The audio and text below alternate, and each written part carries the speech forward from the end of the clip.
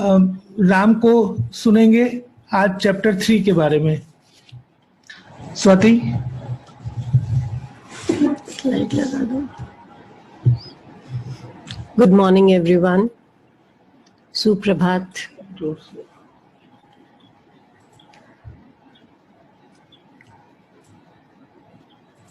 Let us take a few deep breaths.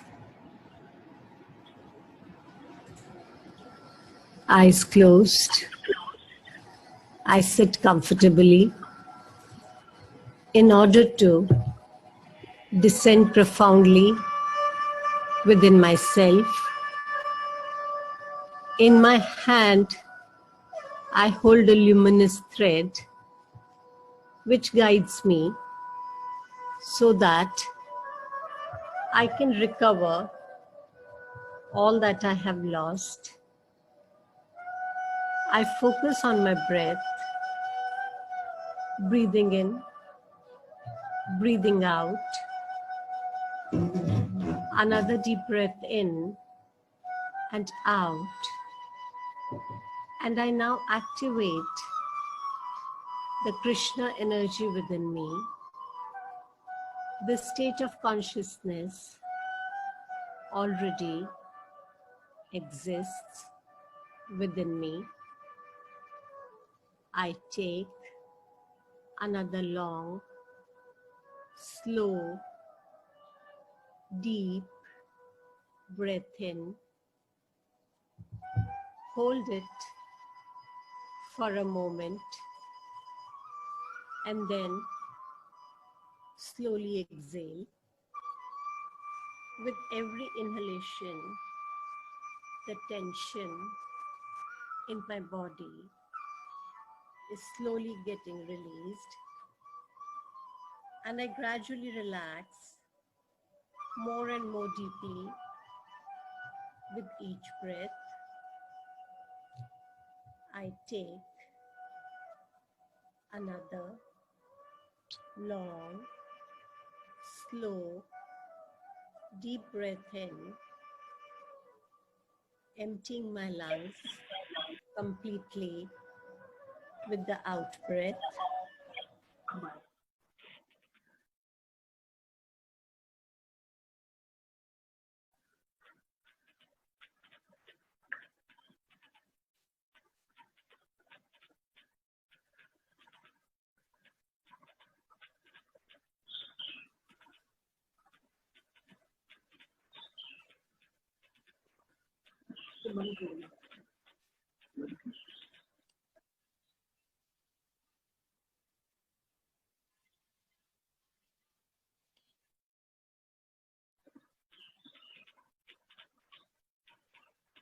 So I think you need to unmute yourself.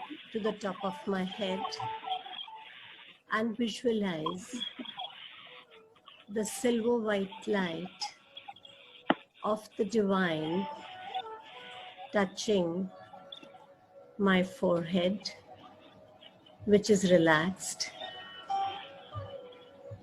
I relax all the muscles in my eyes and behind my eyes. A wave of relaxation is now beginning to flow down my forehead. As it flows down, my cheeks and jaw soften. And if I find my jaws tensed, I open my mouth a little to let go of all the tension.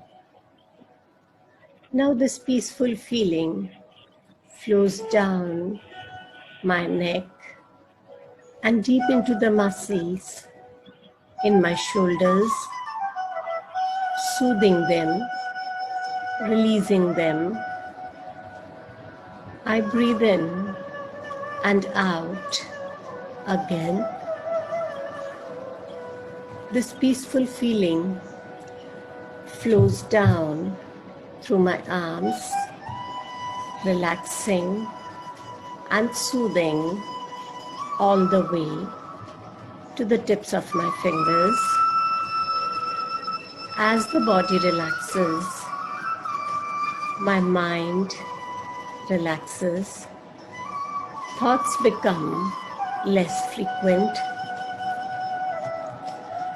Now the peaceful sensation flows down my chest and stomach. I watch this area gently rise and fall as I breathe slowly and deeply, soothing and relaxing. I now turn my attention to my back and feel this relaxing sensation flow all the way down my spine. This feeling now flows forward, relaxing my sacred zone, hips and thighs. All the muscles in these parts of the body are becoming loose and relaxed. As it flows down my knees and calves, relax. I let my ankles relax and I completely relax my feet on the ground. The entire body is soft, calm, and relaxed. As I breathe in, I visualize myself going down a spiral staircase. I am still holding the thread that symbolizes the energy of the divine. Going down the stairs, I feel a soothing energy in my stomach, in my emotions. I keep climbing down into the interiors of my inner world. I follow this guiding thread, which leads me to rediscover the center of my being, the archives of my past lives. I breathe in and out. I go deeper and descend into my unconscious, which becomes conscious. It is an encounter of the sun and the moon.